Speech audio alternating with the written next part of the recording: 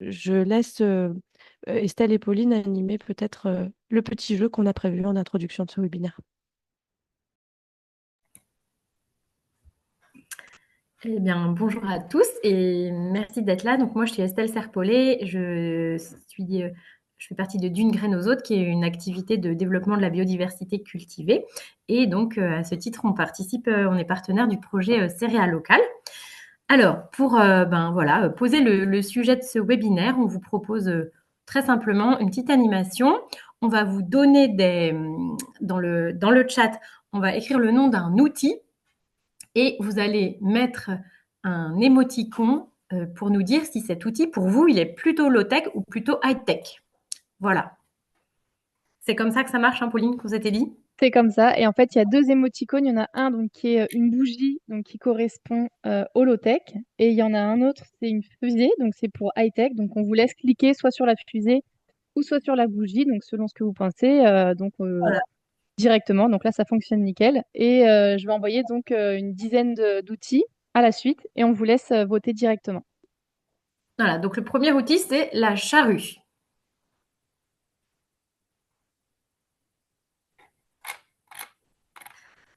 Maintenant, deuxième outil sur lequel vous pouvez donner votre avis, c'est le smartphone.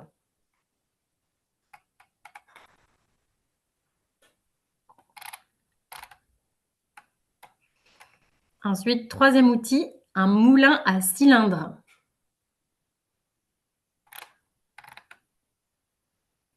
Un robot de traite.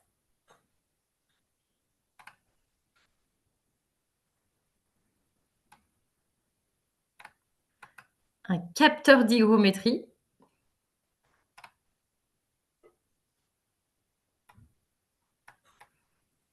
Un moulin à meule de pierre.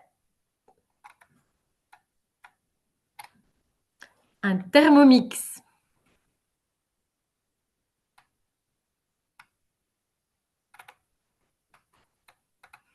Un drone.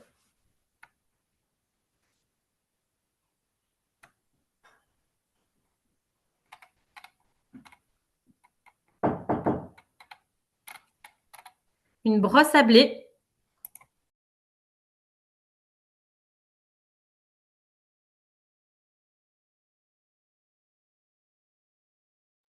Estelle, on t'entend plus. Oui, excusez-moi. Donc, on avait le robot de traite, on a la brosse à blé, un exosquelette, un végémètre de végétation, donc pour suivre l'expression de photosynthétique des cultures.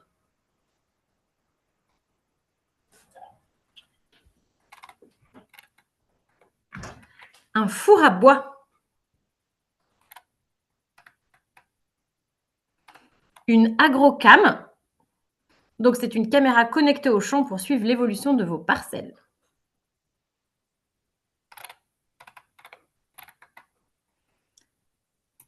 Un robot désherbeur ou des robots désherbeurs, parce il en existe plusieurs versions. C'était le dernier. Et c'était le dernier. Eh ben, on voit que globalement, vous êtes plutôt, voilà, sur tous ces outils, vous avez plutôt des avis assez tranchés. Enfin, c'est assez facile pour vous de dire si c'est plutôt low-tech ou plutôt high-tech. Mais peut-être certains, c'est un peu plus hésitant, notamment le moulin à cylindre, le capteur d'hygrométrie, où c'est plus partagé. Voilà, il y en a d'autres qui font moins débat.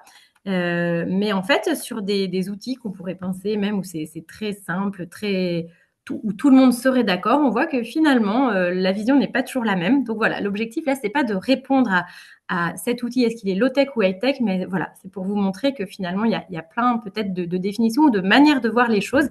Et aussi, eh ben, c'est un peu de ça dont on va discuter pendant le webinaire. Et on va commencer justement en évoquant un des outils qu'on vous a présenté, mais pas que. Donc, c'est un moulin à meule de pierre, entre autres, que Roland va nous présenter avec tout ce qu'il y a autour. Et on va voir, voilà, quel type de technologie c'est pour lui. Et on pourra en discuter ensemble. Merci à tous pour votre participation. Donc, bonjour, je commence. Oui. Et bonjour à tout le monde. Donc, moi, je vais vous parler d'un projet qui a commencé à voir le jour il y a déjà bien longtemps, puisque l'idée est, est née en décembre 91. Il m'a fallu 10 ans pour à peu près imaginer, structurer, pouvoir le faire. Puis il m'a fallu aussi faire pas mal de joie et même connaître quelques échecs cuisants, puisque l'idée de départ, c'était de remettre en route un moulin à vent. Voilà, donc je crois que typiquement, l'idée, elle naît quand même dans ce qu'on peut classifier en low-tech. Donc j'ai restauré un premier moulin à vent sous une forme associative au départ à côté de Nîmes, à Langlade, pour me rendre compte que c'était bien difficile, qu'il marchait pas très bien ce moulin. Voilà. Et donc, j'ai pu en trouver un autre grâce au compagnon charpentier à moulagère avec qui j'avais bossé sur l'Anglade pour le remettre en route, et c'est celui de Cucugnan. Voilà. Qui était beaucoup plus conçu déjà, il y a bien longtemps, pour être vraiment productif, alors que le moulin de l'Anglade, c'était un moulin de secours, c'était un moulin noble, et qui n'intervenait que quand le rognier était à sec. Voilà. Et donc, il a fallu apprendre à faire fonctionner un moulin à vent. Et les 3 premières années du lancement de notre activité, même, il faisait l'intégralité de nos farines. Voilà. Mais très rapidement, on s'est rendu compte que euh, c'était assez harassant de faire fonctionner cette machine-là, parce qu'il est vraiment dans son jus, je dirais, à peu près des années 1500, début 16e. Et puis que ça coûtait un budget en maintenance assez incroyable, puisque on est typiquement dans une approche très préventive. On ne s'autorise pas à imaginer qu'il puisse y avoir du curatif à faire. Donc, on est toujours en train de changer toutes les pièces d'usure, etc., etc. Et comme c'est quand même assez touchy, et que chaque fois on était obligé de faire venir les compagnons, etc. Bon, petit à petit, on a réduit la production sur ce moulin, et on a mis en œuvre, grâce aux frères Astrier, André et Pierre Astrier, un premier moulin qui nous avait fait, voilà, dans les années donc 2008, puis un deuxième en 2011, voilà. Alors, bon, les moulins à strier tels qu'ils étaient dans la configuration, on va dire, de Pierre et André Astrier, je pense, oui, qu'on peut imaginer de les classifier quand même dans du low-tech, mais c'est pas si évident que ça par rapport à des moulins à cylindres dont on trouve même des formules qui tournent depuis des décennies et qui sont quand même une technologie qui a été mise au point dans les années 1860, 1870, on va dire, et c'est pas si évident que ça. Donc bon, ce qui est très important, c'est de de comprendre qu'il y a une volonté qui a été très étudiée et très stratégique dès le départ. C'était d'avoir une approche très entrepreneuriale, de faire une entreprise. Alors, je ne sais pas si c'est le lieu et le temps d'argumenter pourquoi absolument faire une entreprise. Déjà, une raison simple, c'est que c'est ce que je savais faire, vraiment, développer un côté entrepreneurial, et puis parce que ce qui était la grande motivation pour lancer toute cette aventure, c'est quand même de remonter aux sources causales, on va dire, de ce qui nous affecte énormément, qui est cette notion de crise environnementale. Voilà. Donc, comment essayer d'apporter notre pierre à l'édifice pour contrer, pour faire face à cette crise environnementale. Pour nous, il est évident que la crise environnementale, elle n'est pas liée à des phénomènes comme des fois certains, et j'espère de moins en moins, veulent essayer de nous le faire croire, qui ne seraient pas anthropiques, quoi, en fait. Pour nous, notre approche, elle est d'être absolument certain que le problème, au départ, c'est un problème anthropologique, et que nous devions absolument essayer de voir En gros, comment participer à l'éveil, à la prise de conscience et à la dynamisation des sources d'intention et des choix et des actes de nos contemporains à notre niveau. Voilà. Et donc, c'est pour ce faire, nous avons imaginé qu'il faille démontrer et faire tout ce qu'il faut pour que nous pouvons établir des économies véritables en milieu rural, voire en milieu très rural, parce que nous sommes implantés à Cucugnan, dans l'Aude, donc dans les hautes corbières sauvages. Là, en vous parlant, je suis face aux montagnes, et on est dans un lieu qui est pas désertique, mais quand même qui a une densité extrêmement faible. On est dans un village d'une centaine d'habitants et les premiers bourgs pour aller, je dirais, ou chercher de l'argent à un guichet ou autre sont à 20 kilomètres. Pour aller au cinéma, c'est 50 kilomètres aller, 50 retour, etc., etc. Et donc, voilà, dans cette ruralité profonde, montrer qu'on peut avoir le montage d'une activité économique et qui se maintienne, qui se développe. Et c'était vraiment l'idée de départ, c'est-à-dire de faire juste un rapide une rapide évaluation. Je ne sais pas si j'ai retrouvé un peu là mes sources, qui est que on a trois types de personnes dans notre pays. On a les personnes physiques, que nous sommes vous et moi, etc. On a les personnes morales, qui sont justement bon, les entreprises, et on a les personnes publiques. Quelle est la répartition aujourd'hui des sources causales du problème de la crise environnementale au travers de ces trois personnes? Il semblerait qu'on puisse dire que les ménages y sont pour 20%, que les personnes morales, ils sont pour à peu près 70%, entre l'industrie et, si tant est qu'on range l'agriculture aussi, les exploitations agricoles dans les personnes morales, évidemment, et le transport, qui est pour beaucoup, et les personnes publiques, mais qui sont quand même dans des causalités assez faibles. Donc, en fait, ma conviction, et dès que j'ai commencé à réfléchir à ça en 91, c'est d'essayer de faire une expérience. C'était même plutôt au début une volonté d'avoir presque une société de R&D, de recherche. Voilà. Et d'ailleurs, on a toujours un budget R&D qui est 4 à 5 fois supérieur à celui des entreprises moyennes en France. Et donc, de faire de la recherche appliquée pour montrer que c'était possible de mettre en place une économie qui se veut essayer d'atteindre le maximum d'être vertueuse, d'une part sur les modalités et d'autre part sur les finalités. Voilà. Et donc, et de fonctionner avec la prise en compte de notions de coûts globaux et d'apporter preuve et démonstration que cette économie-là était possible. Donc, la particularité des maîtres de Montmoulin, c'est de reposer sur un modèle économique, un business model qui est très particulier et qui, dès le départ, est pensé pour assurer de la réplicabilité de ce que nous faisons. Et donc, on s'est presque doté des moyens, je dirais presque assurément, des moyens de gens qui ont la volonté de développer une entreprise qui rentre dans un modèle qui soit réplicable, donc soit par de la franchise, soit par de la concession ou de la licence de marque, pour viser à ce qu'il puisse y avoir un développement, une croissance, mais qui ne se fasse pas par la massification, que nous ne devenions pas industriels et fabriquer une méta-entreprise, mais que nous soyons en capacité de former et de donner et de faire du transfert de technologie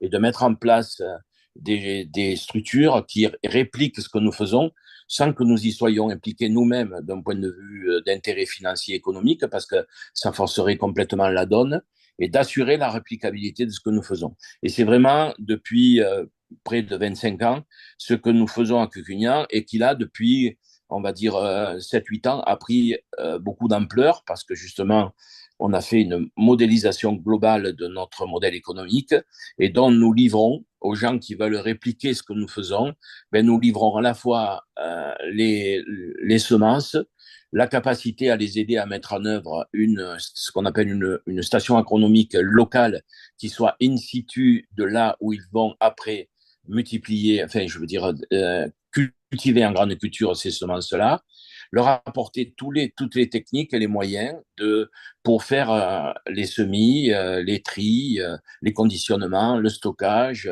la mouture et bien sûr tout ce qui va être les pôles de transformation.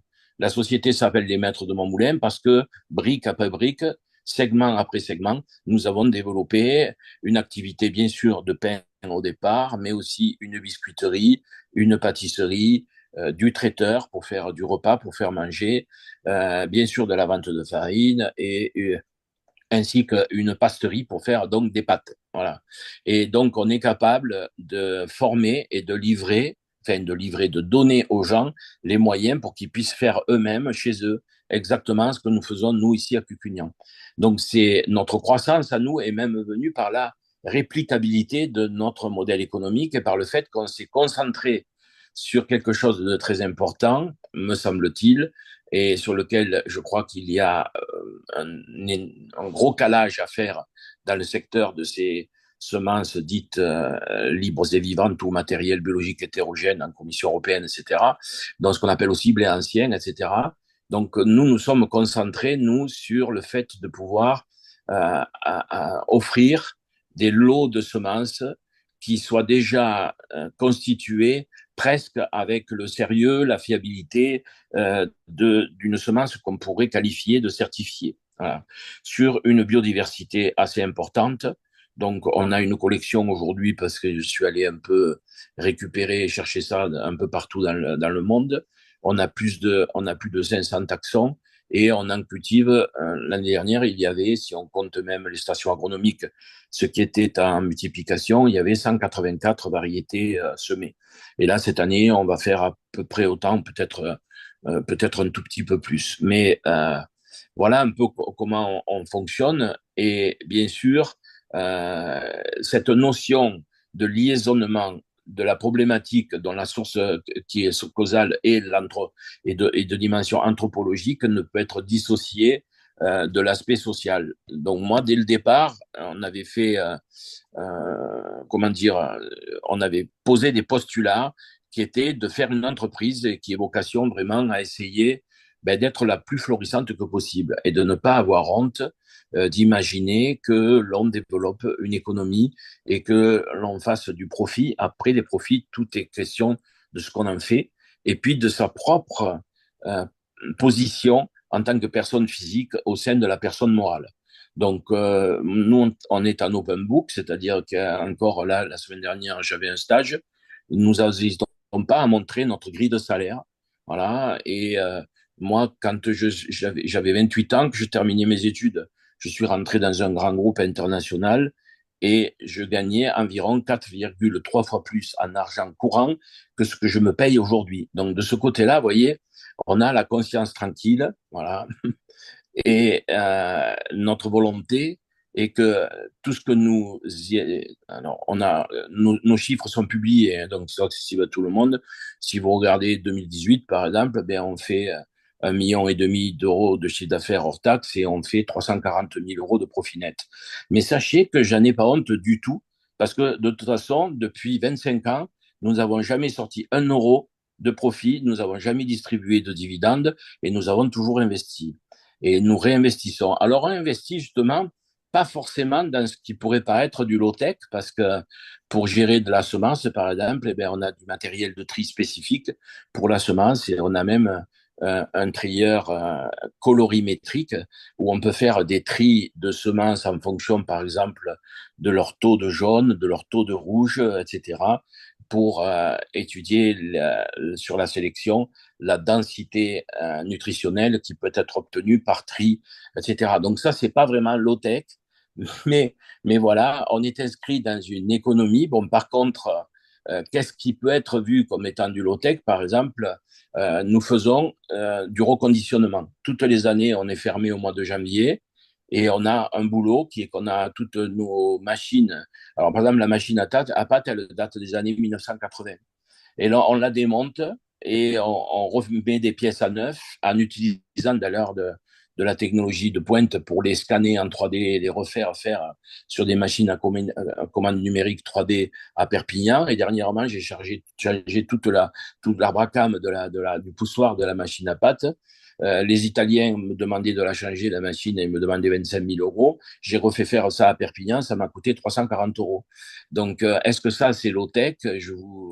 Voilà, le débat est ouvert. Et on a pareil, si on a des vieux batteurs pour faire les pâtes à biscuits, tous ces trucs-là, ce sont des Ditos Lama, parce que Ditos Lama, c'est un constructeur qui encore fournit aujourd'hui la vue en éclaté de Sobécane et qui fabrique toujours les pièces détachées de ces machines. Et donc, nos deux batteurs datent des années 80, 85, ils ont 40 ans. Et donc, on fait ce qu'on appelle en anglais du refurb, on dirait du reconditionnement en français. Et donc, voilà, et on utilise. Alors, bon, on est en énergie propre il y a des années. On a fait un financement pour mettre en place dans la plaine à Péziers, à la rivière, du photovoltaïque. Donc, on est en électron tracé. Donc, ce qui fait que, différemment à des collègues boulangers, voilà, le record, c'est une boulangerie qui a justement qui fait semences, blé, tout ça et tout, dans le secteur des Vosges, à Épinal. Ils avaient, en 2022, ils avaient un budget de 12 000 euros d'électricité. En 2024, la facture d'électricité de 78 000 euros. Moi, j'ai été assez vigilant sur tout ça et essayé de faire en sorte de ne pas faire rentrer dans mon modèle économique quelques matières premières ou quelque énergie que ce soit qui fasse l'objet d'une spéculation possible, autrement dit, qui soit sur des éléments d'économie cotés en bourse ou etc. Donc, voilà, j'essaie d'aller vite, de dire globalement, mais je peux répondre bien sûr aux questions et plus s'il le faut, parce que on est un open book, donc autrement dit, même ceux qui veulent venir nous rendre visite, normalement, on accueille tout le monde, on explique ce qu'on fait, on montre, on démontre, etc. Même dans ce qu'est l'entreprise aujourd'hui, même dans la transmission, dans la gouvernance, on est en formation continue sur un principe de gouvernance assez nouveau qu'on appelle la sociocratie. Voilà. On a des écarts de salaire chez nous qui sont inférieurs à un rapport de 2. Donc, voilà, pour une entreprise. Et par contre, on essaie de montrer qu'on peut avoir une démarche entrepreneuriale et qu'il faut, puisque les entreprises, les personnes morales, vous avez entendu, sont pour 60 ou 70% du problème aujourd'hui, il faut montrer qu'on peut refaire une nouvelle révolution. La révolution de 1789, pour moi, et puis de ce que j'ai pu en étudier, je m'y suis vraiment attaché à bien étudier, est une révolution économique et je pense qu'on changera la donne qu'en faisant une nouvelle révolution économique. Je crois qu'il suffit d'allumer les informations pour le comprendre. Il faut changer complètement de paradigme, il faut changer de dirigeant, il faut changer de méthode, il faut changer de logiciel. Donc, mais par contre, ma conviction, et ça pour moi, elle n'est pas décorrélée d'essayer de faire du low-tech autant que faire se peut, mais la conviction intime, personnelle et dans laquelle on s'implique tous les jours, c'est que nous devons faire de l'économie. Voilà. Si le low-tech veut dire une rupture avec les principes avec une économie régénérée. Hein. Donc, nous, ce avec quoi on va lui rompre, par exemple, et c'est pour ça qu'on veut montrer aussi à des jeunes que c'est possible de vivre au fin fond des campagnes et d'y être pleinement heureux. C'est d'être en rupture avec la société consumériste totale et puis surtout je crois que quelque chose qui est pour la plus grande causalité de nos problèmes, c'est ce qu'on va appeler l'individualisme ou l'hyper-individu, en fait. L'hyper-individu qui s'enferme dans son petit jeu, JE, moi, mon, ma, etc. Et qui est en rupture avec la notion de communauté, qui est en rupture avec le lien social et qui est en rupture avec la participation à la construction d'une anthropologie qui évolue dynamiquement, voilà, et par tous les ressorts de cette évolution, qu'ils soient culturels, qu'ils soient même spirituels, au sens Jean-Marie Pelt du terme, hein, l'homme moderne dénué de spiritualité est une erreur, virgule, pire que ça, c'est une horreur. Et la spiritualité ne veut pas dire enfermement dans quelques dogmes ou doctrines religieuses que ce soit, surtout pas. Voilà.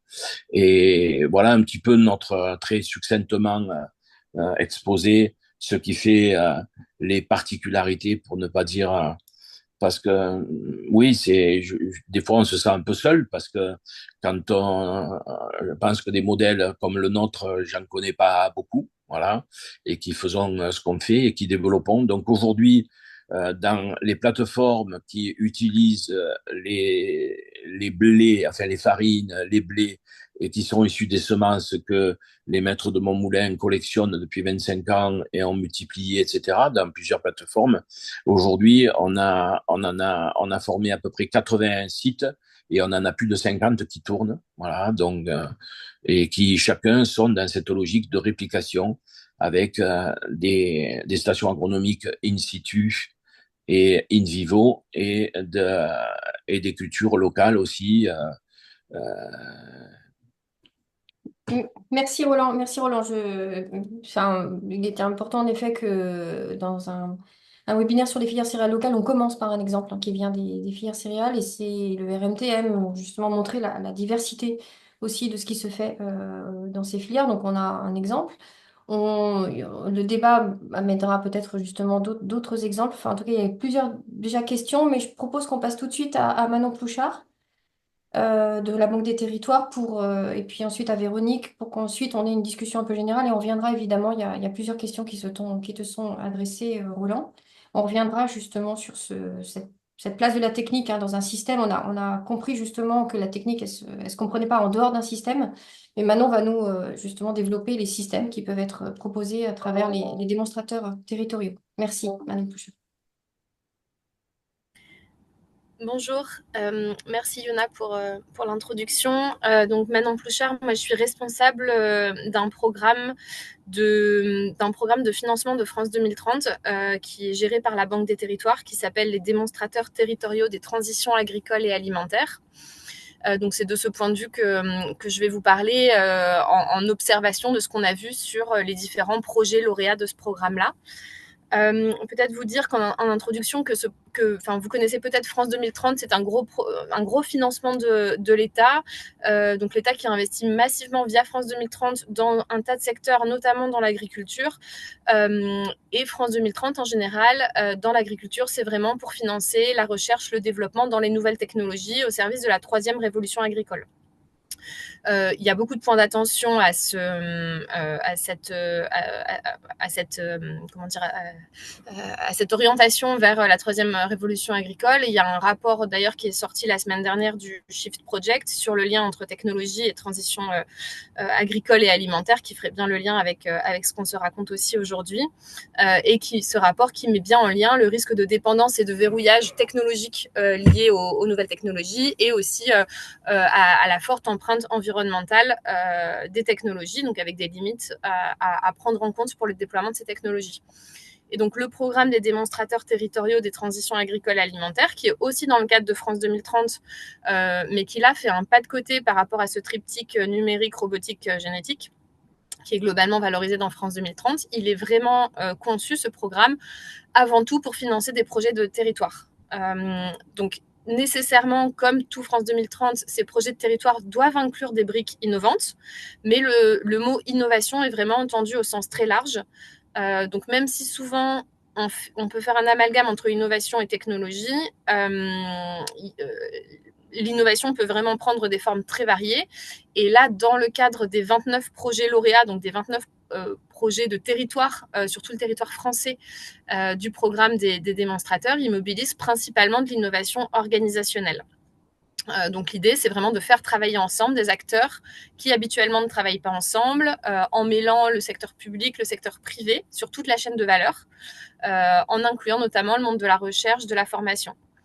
Donc c'est un programme là, des démonstrateurs qui s'est structuré grâce au ministère de l'Agriculture, qui a vraiment entendu dans la dynamique des PAT, qui avait besoin de partir de l'existant, mais qui avait aussi besoin de financer la prise de risque supplémentaire pour lever tous les verrous qui permettraient d'aller plus loin, plus vite dans la transition, toujours du point de vue des territoires. Et donc c'est cette prise de risque-là que le programme des démonstrateurs finance. Ça peut être de la prise de risque dans le modèle économique, aussi dans le type de partenariat noué, dans le lien public-privé à nouveau, dans des expérimentations techniques, technologiques aussi.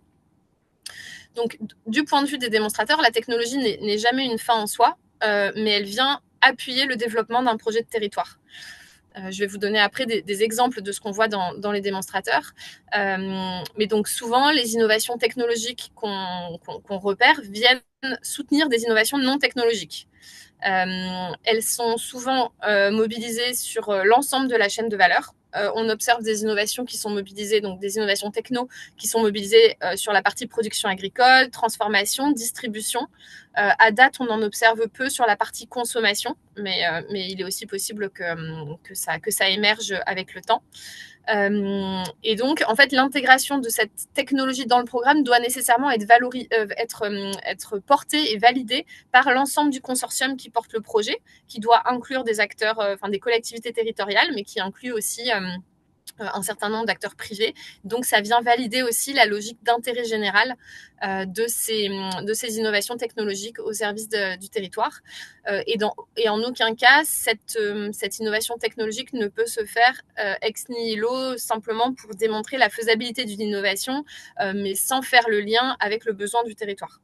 Il faut nécessairement que ce soit bien intégré à un diagnostic de territoire préalable. Et il nous semble aussi que le fait de porter ces innovations technologiques par un consortium, ça permet aussi d'amortir le coût de la technologie, qui, surtout quand elle est high-tech, peut être important. Donc, je vais vous présenter 2 exemples de ce qu'on voit dans les démonstrateurs. Il y a un projet en Bretagne qui s'appelle Startigine Valley, qui prévoit, qui est porté par la Chambre d'agriculture et qui prévoit la mise en place de jumeaux numériques de fermes laitières pour travailler à la fois sur les enjeux de qualité de vie au travail, d'impact environnemental, de production laitière, de rentabilité à travers des outils de simulation. Et en parallèle, le projet travaille aussi à la création d'un centre de ressources low-tech et à la mise en réseau de fermes pilotes low-tech. Donc, on voit vraiment le lien entre jumeaux numériques high-tech et puis ce centre de ressources low-tech. Un autre projet qui est porté par la ville de Paris, qui s'appelle Seine Nourricière, qui vise à faciliter l'approvisionnement de la restauration collective sur le bassin de la Seine, et qui travaille sur une plateforme numérique pour accompagner l'effort des établissements de restauration collective en approvisionnement en produits durables et locaux. Donc, pour répondre à la question initiale qui nous était posée de la transition agroécologique et alimentaire a-t-elle besoin de tech, il nous semble que ce qu'on observe, nous, dans les territoires lauréats du programme, c'est qu'il y a beaucoup de territoires qui d'eux-mêmes souhaitent mobiliser de la technologie pour donner de l'ampleur à leur démarche, que ce soit low-tech ou high-tech, l'important étant vraiment de faire le lien avec le besoin du territoire et avec une gouvernance aussi du projet qui est aussi large, aussi représentative que possible pour valider la pertinence du choix de cette technologie. Et pour aller un peu plus loin aussi, on encourage dans le cadre du programme que l'utilisation des technologies qui sont mobilisées, elle soit couplée à une réflexion sur le changement de pratique. Parce qu'on pourrait observer sinon un effet rebond de se dire, si cette technologie a un impact environnemental moindre, je vais pouvoir l'utiliser de manière plus importante et donc finalement avec un effet rebond et un impact environnemental final plus important. C'est le cas par exemple dans un des projets qui est porté par ACT, qui est dans les Pays de la Loire, qui travaille avec la start-up Aquasys, qui a créé un outil de gestion commune de la ressource en eau pour tous les irrigants du territoire. Et donc, nécessairement, dans le cadre du programme des démonstrateurs, la mise en œuvre de cet outil de gestion commune de la ressource en eau, elle se fait en réflexion sur comment on intègre plus de sobriété dans l'utilisation de la ressource en eau pour les cultures. Voilà, donc un exemple supplémentaire. Et peut-être en conclusion, vous dire que donc nous, bien sûr là, ce que je vous raconte, c'est vraiment ce qu'on voit, ce qu'on constate uniquement à travers les projets lauréats. J'ai pas suffisamment d'expérience pour vous dire vraiment quel type de technologie adaptée à quel territoire, selon quelles conditions, etc. Et je vois qu'il y a d'autres programmes. Par exemple, il y a un autre programme qui est géré par la Banque des Territoires qui s'appelle Territoire d'innovation Grande Ambition, qui est aussi un programme. Alors, c'était l'ancêtre de France 2030, c'était le PIA 3, qui a une approche beaucoup plus mixte avec pas mal de projets agritech qui sont financés.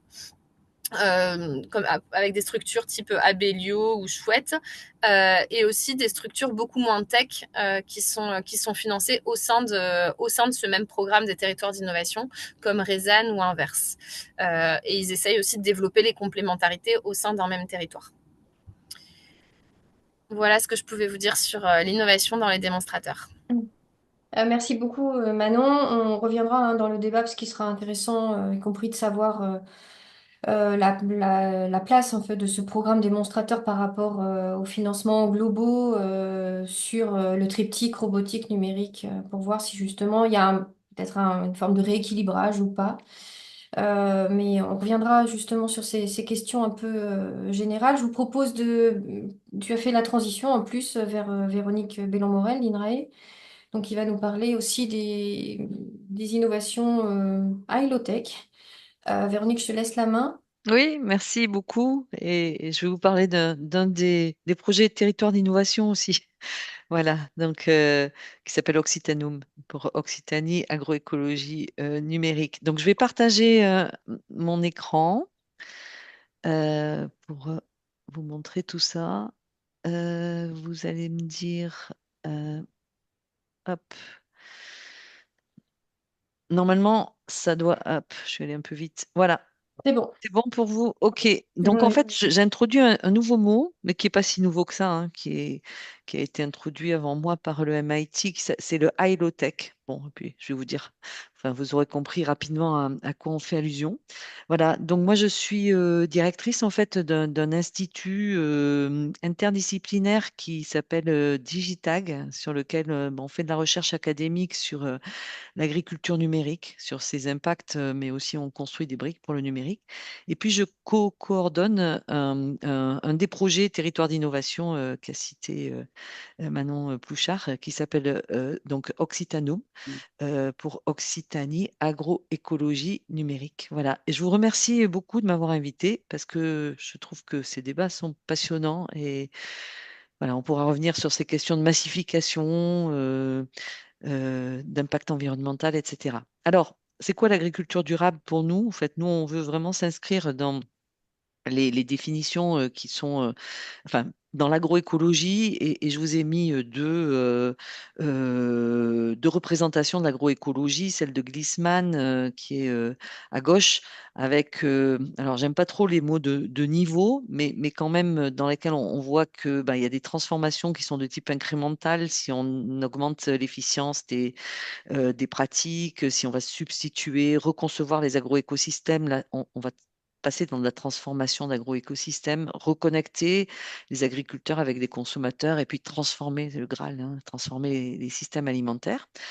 Et ce qui est intéressant, c'est de voir qu'on sort de la parcelle, hein. L'agroécologie, c'est pas seulement à la parcelle. Et ça, c'est représenté aussi très bien dans la représentation de la FAO avec des approches qui vont se faire dans les agrosystèmes, des approches qui vont se faire aussi dans les systèmes alimentaires.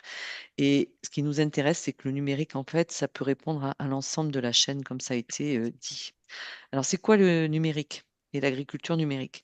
En fait, on vit 30 ans de développement des technologies numériques en agriculture, avec au départ l'agriculture de précision, hein, une trentaine d'années, qui a beaucoup été poussée par les satellites, observation de la Terre. À partir de ça, on fait un diagnostic, puis une recommandation, et puis une action, par exemple, pour mieux gérer l'apport d'azote. Dans les années 2000, à peu près 2000, on a ce qu'on appelle l'élevage de précision qui va se développer avec des robots d'alimentation, hein, les distributeurs d'aliments, de concentrés. Et puis après les robots de traite également qui arrivent à cette époque-là.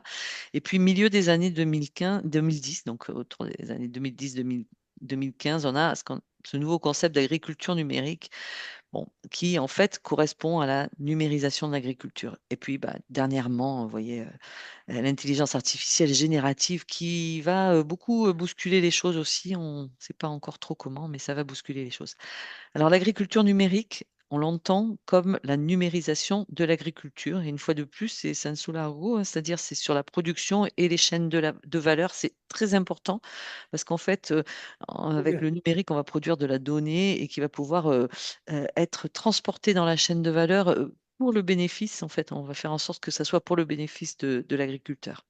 Alors, tout ça, c'est possible grâce à 4 leviers technologiques qui se sont beaucoup développés là, dans les années 2010. La multiplication de sources de données. IoT, c'est l'Internet des objets en français, hein, Internet of Things. Et puis les satellites, donc de nouvelles constellations de satellites qui ont été lancées et qui vont produire des images gratuites, donc des espèces de biens communs, hein, quelque part. Hein. On n'a pas parlé de ça non plus. On parle du high-tech, du low-tech, et puis il y a cet aspect privé commun aussi qu'il faut mettre en débat. Ensuite, on a le calcul haute performance, hein, et puis le traitement des données avec l'arrivée massive de l'IA. Tout ce qui est réseau de communication aussi, qui s'est quand même beaucoup développé. Et puis la robotisation qui a fait des gros progrès aussi ces dernières années. Et donc, ce qu'il faut comprendre, c'est que l'agriculture numérique, en fait, bon, d'abord, concerne tout le système alimentaire, je le répète, de la production à la consommation, et que c'est important de se dire que l'innovation, elle n'est pas, enfin, une innovation technologique seule, c'est très, très rare. En général, elle est associée à une innovation organisationnelle. Voilà. Donc, c'est pas le tout de faire une nouvelle technologie. Elle va réussir s'il y a des choses qui changent dans l'organisation. Ça, c'est très important. Alors le constat quand même, c'est que la rencontre entre l'agroécologie et le numérique, c'est assez difficile. Et quand on interroge les agriculteurs et plus largement enfin les porteurs d'enjeux en agriculture sur quels sont les coûts et les bénéfices, et je vais vous donner les résultats d'une enquête qui a été faite au niveau européen dans un projet qui s'appelle Codex, qui est assez intéressant. C'est sur les co-bénéfices de la numérisation de l'agriculture, donc construire des écosystèmes qui permettent de maximiser les bénéfices. On s'aperçoit dans les coûts qu'il y a un manque de confiance dans ces technologies, que le coût de la technologie est un problème, les agriculteurs se disent que ils n'ont pas forcément les compétences, et puis que les technologies, elles ne sont pas adaptées. On note des risques d'obsolescence, on note des risques d'opérationnalité. Est-ce qu'elle va marcher avec mon système d'information? Donc ça, c'est l'interopérabilité. Ou qu'est-ce qui se passe si elle n'est pas opérationnelle? Exemple robot de traite. Et puis, il y a quand même des bénéfices autour du gain de temps, du fait d'avoir de nouveaux business models, en particulier en réduisant les inputs, hein, les intrants, et puis celui d'être un bon fermier qui va être moderne et avec une question aussi d'attractivité des jeunes. Hein, voilà. Et en fait, ces questions-là, nous, on se les était déjà, en fait, ce constat, on l'avait déjà fait. Donc là, ça a été fait quand même sur une vingtaine de sites sur des technologies numériques, enfin, autour de technologies numériques en Europe. Mais on avait à peu près le même constat en 2018 quand on a lancé ce programme Occitanum, donc qui souhaite mobiliser les technologies numériques. On veut mobiliser les technologies numériques pour l'agroécologie dans son sens le plus large, c'est-à-dire qui inclut aussi le revenu de l'agriculteur, le bien-être de l'agriculteur. Et pour ça, on a 3 leviers. Alors, c'est intéressant de voir on avait 2 leviers au départ. C'était évaluer les technologies existantes pour renseigner, pour contrer ce manque de confiance, leur dire, ce robot de traite, voilà, il a été utilisé dans tel cas, voilà ce qui se passe. Je vais y revenir. Et puis pour construire des technologies adaptées, puisque on voit qu'elles ne sont pas adaptées. Et est arrivé aussi dans ce programme, et merci à la Banque des Territoires pour ces programmes à temps long qui durent 8 ans et qui permettent de se réajuster. Et on s'est aperçu que si on ratait la phase de formation, on n'aurait pas l'effet transformatif qu'on souhaite en fait dans ces programmes-là. On veut vraiment que au bout du programme, la région Occitanie, puisque c'est là que ça se déroule, enfin, les agriculteurs, ils aient appris des choses, ils étaient transformés par ça. Voilà. Donc, qu'est-ce qu'on y fait?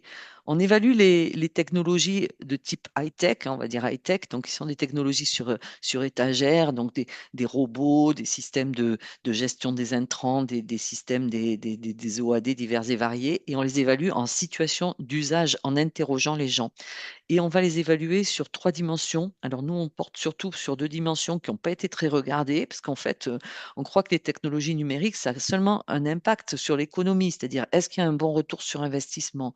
Or, la première technologie numérique qui a été utilisée, c'était l'autoguidage des tracteurs. Hein, ça commence à dater, il y a une vingtaine d'années, même un peu plus, et il n'y avait aucun retour sur investissement. Mais finalement, ce qui importe le plus aux gens et pourquoi ils achètent des technologies numériques, c'est surtout des bénéfices sociaux. C'est-à-dire, est-ce que ça me rend mon travail plus confortable? Voilà, enfin, je résume, hein, voilà. Est-ce que mon travail, il est facilité par cette technologie? Donc, on va regarder, nous, et on a mis au point des méthodes, et on fait la même chose dans le projet européen, pour évaluer les coûts et bénéfices environnementaux et les coûts et bénéfices sociaux. Et je veux m'inscrire en faux, enfin, donc on commence à les appliquer. En fait, l'impact environnemental de la technologie dans la transformation des systèmes agricoles, il est très faible. C'est-à-dire que on fait ces évaluations en ce moment et c'est la première chose qui remonte, c'est que cette technologie, elle va avoir un impact très faible par rapport aux gains qu'elle peut provoquer, par exemple en permettant d'économiser des fertilisants ou des pesticides ou autres. Voilà, donc on vous en dira plus quand on en aura fait un petit peu plus, mais c'est important de le savoir. Donc on ira voir les gens du Shift Project. Le deuxième point, c'est de mobiliser ou de construire des high low-tech, hein. Donc, alors, c'est quoi le high low-tech? C'est des low-tech numériques. Et qui a inventé ça? C'est le MIT qui a inventé ce mot des high low-tech, qui a donné derrière naissance au mouvement des makers, vous savez, les Fab Labs. Voilà, donc ça a 30 ans aussi. Et donc, on va les construire. Et ça, on s'appuie sur nos collègues de l'Institut Agro qui ont construit, enfin, ont construit un Mobilab qui est un Fab Lab mobile qui va dans les campagnes, c'est super, fait un travail super, donc qui est cofinancé par Occitanum et puis le Man Numérique. Et on va les mobiliser dans ce qu'on appelle l'expérimentation à la ferme. Je vais vous en reparler. Alors, le Mobilab, c'est quoi? Ben, c'est ce petit euh, truck, voilà. Alors, souvent, je dis, on a remplacé la machine à hot dog par une imprimante 3D. Et vous voyez, il y a plein de tiroirs avec des composants. Et enfin, nos collègues, on est dans la même unité, donc ils vont dans les campagnes et ils vont expliquer le dessous des cartes, qu'est-ce qu'il y a derrière des capteurs, hein, qu'est-ce qu'il y a derrière une sonde hygrométrique, par exemple. Et ils vont aussi, comme on le voit ici, vous voyez, faire monter un système high-low-tech avec un agriculteur qui a un besoin. Donc, c'est intéressant de voir que l'agriculteur, c'est le monsieur habillé en beige, hein, et vous voyez, c'est pas quelqu'un qui sort d'une école, hein. Donc, il n'y a pas d'âge en fait pour se mettre dans le high-low tech et pour bricoler. On sait que les agriculteurs ont une appétence en fait au bricolage, à la construction. Donc en fait, derrière bon, il y a des journées de sensibilisation où ça dure 2 heures, on montre ce qu'il y a le dessous des cartes, et puis après, derrière, il y a là, ça va durer une journée, la construction. Et puis des ateliers collectifs aussi pour construire des high-low-tech qui vont être repris en formation continue par nos collègues des chambres d'agriculture ou des lycées. Et il y a des tutos qui sont disponibles. Par exemple, le fait d'avoir construit avec ce monsieur, ben, ça s'est traduit par un tuto. Alors, je ne sais pas s'il a été produit encore ou pas, mais voilà. Et là, on répond à une demande et très souvent, ben, on voit aussi que les demandes, elles se répètent et d'où la réplicabilité dont on a parlé tout à l'heure, qui est importante aussi dans ce genre de choses. Alors, quelques exemples. Donc, coup de pouce, c'est un petit système qui est placé sur une pompe et qui permet de déclencher la pompe. Et ça fait gagner 1 heure à un agriculteur qui devait avant faire une demi-heure aller, une demi-heure retour pour déclencher ou pas sa pompe. La pilothèque, ça c'est la grande star. La pilothèque, c'est un système, une sonde hygrométrique qu'on va plonger dans le sol et donc qui va permettre d'optimiser l'irrigation, hein, avec un capteur d'humidité. Alors, le Waterloo, c'est pour détecter la présence de l'eau en bout de sillon dans une irrigation gravitaire. Et ça, bah, ça permet d'éviter les débordements, voilà, et d'être tranquille. Et puis l'autoguidage, ça aussi, c'est une grosse star qui est en train vraiment de se développer très, très fortement, en particulier enfin, en région Occitanie. Hier, dans Occitanum, on a lancé ce projet et puis il sera lancé un peu plus largement. Donc, le réseau Centipede, c'est un réseau qui permet de la géolocalisation très précise et c'est très low cost par rapport à ce qu'on peut acheter. Voilà. Et donc, on est en train de déployer des séquences d'auto-formation, en fait, d'auto-construction, pardon, sur le sujet dans un projet Centipoc qui est mené par les FR Cuma. Alors, un autre monde, c'est l'expérimentation à la ferme. En fait, je vous ai dit que souvent les agriculteurs, ils ont une appétence en fait au bricolage, à la réparation, etc. Ils ont aussi une appétence à l'innovation. Et ce qu'il faut bien comprendre enfin, en agroécologie, c'est que c'est une agronomie qui va être différente de ce que ben, moi j'ai appris à l'école, à l'agro, hein. C'est beaucoup plus complexe. Les connaissances, on va avoir besoin de créer des connaissances situées avec beaucoup plus de combinaisons. Tout à l'heure, on parlait de cultiver la biodiversité. Voilà, ça va être ça. Donc, on arrive dans ce qu'on appelle en maths, en fait, de l'explosion combinatoire, hein. Voilà. Et ce qui fait dire à nos collègues agronomes qu'on doit changer nos manières d'expérimenter. Ça, c'est les chefs de département en agro qui disaient on doit changer nos manières d'expérimenter. Et donc, il faut créer de nouvelles formes d'expérimentation plus décentralisées pour créer ces innovations transformantes. Et ça, c'est intéressant parce que ça veut dire que ben, les agriculteurs, ils peuvent s'associer à la recherche et s'impliquer pour bah, participer en fait à ces expérimentations et partager en fait ce qu'on trouve. Et pour ça, ben, on va utiliser cet outil numérique. Donc, l'expérimentation à la ferme, pour nous, le petit nom, c'est OFI parce que c'est On Farm Experimentation. Donc, voilà, on l'appelle OFI. Et en fait, bah, la difficulté, ça serait de suivre en fait l'expérimentation, hein, de se transformer en technicien qui va aller collecter des données, etc. Et donc, les technologies numériques peuvent aider. Et donc, tout ce travail autour de l'expérimentation à la ferme, ça a été lancé. C'est pas très vieux, vous voyez, ça a 3 ans. On a lancé une conférence en 2021 à Montpellier sur le sujet, qui était vraiment sur les outils numériques. En plus, comment ça pouvait permettre de changer d'échelle dans l'expérimentation à la ferme. Et ce qui est très intéressant, c'est que la deuxième édition de OFI, elle a eu lieu en Afrique. Et donc, ça intéresse aussi ben, l'Afrique. Voilà. Donc, ben, nous, on lance une thèse là, qui a démarré depuis un mois sur ce sujet. Pour équiper voilà, des expérimentations bon, qui seront faites par des agriculteurs. Alors peut-être qu'au départ, on va essuyer les plâtres sur nos propres dispositifs, donc en agroforesterie et puis en céréales. En grande culture, pardon, plus largement. Et pour ça, alors je réponds à la question qu'a posée, je ne sais plus si c'était Estelle tout à l'heure, est-ce que l'agrocam, c'est du low-tech? Eh bien, nous, on considère que oui. Voilà, donc vous avez ici une agrocam qui est une caméra, en fait, hein, qui va suivre tout ce qui se passe sur la parcelle. Ça va nous permettre de faire, d'une part, du phénotypage, hein, c'est-à-dire de mesurer comment les plantes se développent, mais aussi, et ça c'est intéressant, ça peut nous permettre de faire du suivi de la biodiversité. Donc, parce que sur cette caméra, il y a aussi un enregistreur de son. Donc, peut-être que derrière, ben, en traitant ce signal-là, on va avoir des informations sur la biodiversité.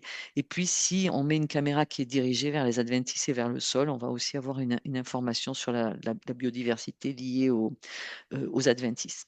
Alors, moi, je termine avec 3 messages. D'abord, le premier message, c'est pas moi qui l'ai dit, c'est Éléonore Schneebelin qui est à INRAE à l'UMR Agir à Toulouse. C'est que bah, il y a plusieurs agricultures et donc il y aura plusieurs numériques. Et peut-être même qu'il y aura plusieurs numériques qui se succéderont dans une même agriculture. Ça aussi, on l'a entendu hier à Occitanum. Donc, nous, en tant que chercheurs, on veut, enfin, dans Digitag, on a adopté cette recherche, cette posture de recherche et d'innovation responsable qui a des cadres hein, méthodologiques, en fait, bien, dans lequel on retrouve l'inclusion des acteurs et puis l'anticipation des risques.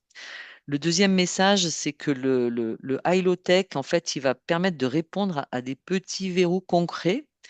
Hein, tout ce que je vous ai montré, c'était des verrous, je dirais, de l'itinéraire technique. D'accord? On est dans l'itinéraire technique et tout en respectant la durabilité, donc le social, l'économique et l'environnemental. On est bien, on rejoint bien l'excellente infographie là, qui a été partagée tout à l'heure. Ah mince. Mais il y a des points de vigilance. Tout n'est pas rose. On a des expériences dans Occitanum sur lesquelles nos collègues, par exemple dans les chambres et tout, nous auront remonté que la qualité des composants, bah, quelquefois, fait que ça fonctionne pas. Et donc derrière, il y a des risques de frustration. ça repose sur une communauté. Par exemple, Centipede, c'est une communauté, donc il faut que cette communauté, elle soit vivante. C'est chouette la communauté, hein, comme le disait Roland, mais encore faut-il que voilà, elle soit vivante. Et donc ça c'est important, hein. Il n'y a pas de SAV sur ce genre de choses. Voilà. Et le troisième point, c'est que pour aller plus loin en agroécologie, il faut se poser la question du numérique pour faciliter le changement de pratique. Et là, j'ai bien apprécié ce qu'a dit aussi Manon Plouchard sur les jumeaux numériques. On pense que c'est important, je vais y revenir. Donc, bah, nous, la première étape, c'est expérimentation à la ferme, donc équipée numérique pour créer des connaissances partageables, des connaissances qui soient d'abord solides, qui soient pertinentes, enfin validées et partageables. Voilà, ça c'est important.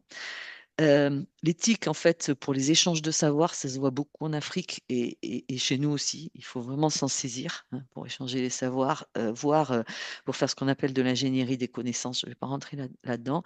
Et le dernier point, donc, j'ai commencé par ça. Ça fait référence à ce que disait Manon Plouchard. C'est ces simulateurs. Alors, jumeaux numériques ou pas jumeaux numériques, hein, bon, c'est des simulateurs qui permettent en fait aux agriculteurs d'intégrer tous les changements, en fait, de simuler les changements, d'intégrer le changement climatique et pour développer aussi, donc pour se projeter, pour faire de la stratégie, qu'est-ce que je dois implanter, comment je dois travailler pour intégrer ça et aussi pour développer des approches collectives. Et nous, par exemple, on a développé des jeux sérieux, alors qu'on n'a pas numérisé parce que les gens, ils sont très contents avec la boîte de jeux qu'on a créée pour gérer collectivement l'érosion. Donc, et c'est utilisé aujourd'hui dans la Chambre d'agriculture du Gers, par exemple, pour ce sujet-là. Voilà, j'en ai fini et je remercie, merci à vous pour votre attention et puis mes collègues du Mobilab et quelques infos sur ce territoire d'innovation. Merci beaucoup, Véronique. Voilà, donc c'est un petit bout de discussion, hein, quand même un sujet assez complexe, mais on est rentré il y a plusieurs entrées. Dans le chat, beaucoup de questions aussi pour mieux comprendre le système de Roland, et c'est tout à fait important. Et voilà, mais on va demander à Théo Martin d'initier le débat, la discussion au regard du sujet, donc sur low-tech, high-tech. Mais ça n'empêchera pas qu'en effet, hein, dans le débat, on reviendra sur des points plus sur le système de Roland, sur d'autres financements de la Banque des Territoires. Évidemment, c'est très ouvert, mais on commence par justement. Vous venez d'arriver? Ouais. Galère? Ouais, encore eu de la chance. Quelqu'un a ouvert son micro. C'est bon, j'ai coupé. Ouais, super. Voilà, merci Pauline. Donc Théo, merci. Merci de te présenter également. Oui, bonjour, vous m'entendez bien? Ouais, parfait. Donc, Théo Martin, je suis postdoctorant à l'UMR Innovation à l'INRAE. J'ai fait ma thèse sur les robots de traite et ce que ces machines produisent sur le travail, pas seulement des éleveurs, mais plus généralement ce que j'ai analysé comme la division du travail, c'est-à-dire aussi les relations de production entre les exploitations et entre l'agriculture et l'industrie.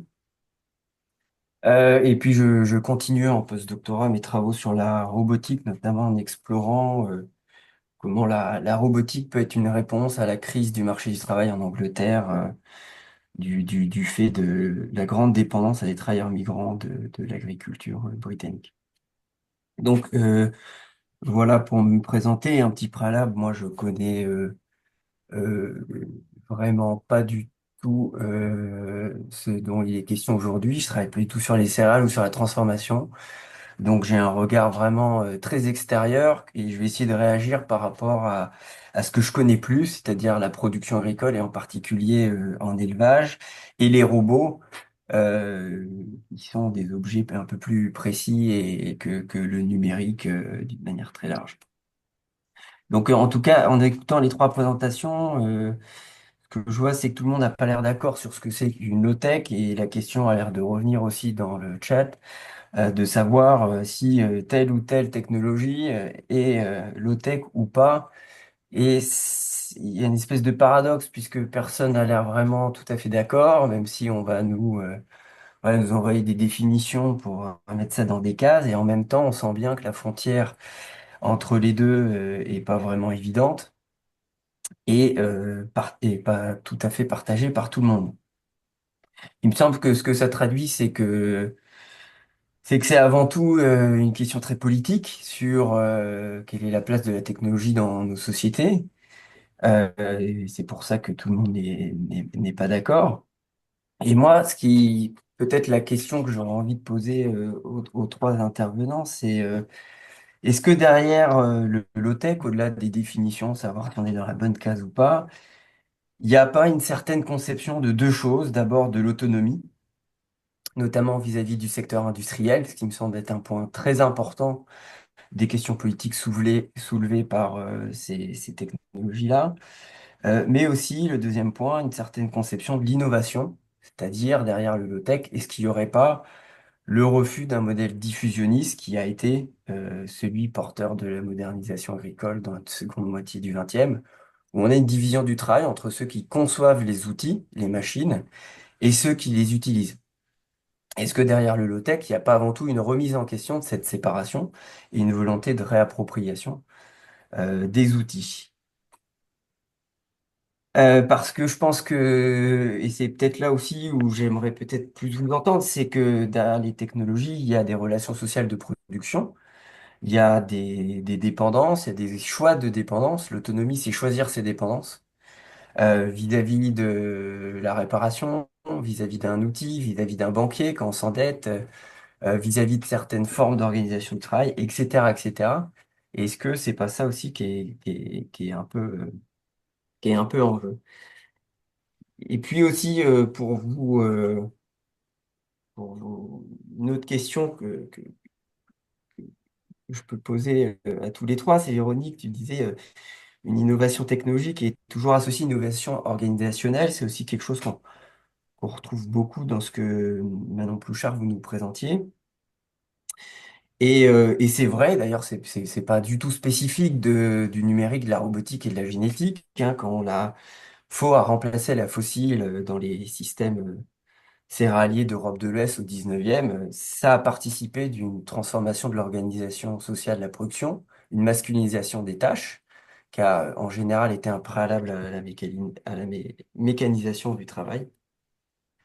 Et puis, globalement, ce qu'on observe sur le développement du machinisme au cours de la seconde moitié du XXe, bah, c'est de manière consubstantielle moins d'agriculteurs et une plus forte intégration de l'agriculture au secteur industriel avec ce que ça engendre sur le partage de la valeur ajoutée et les relations de dépendance.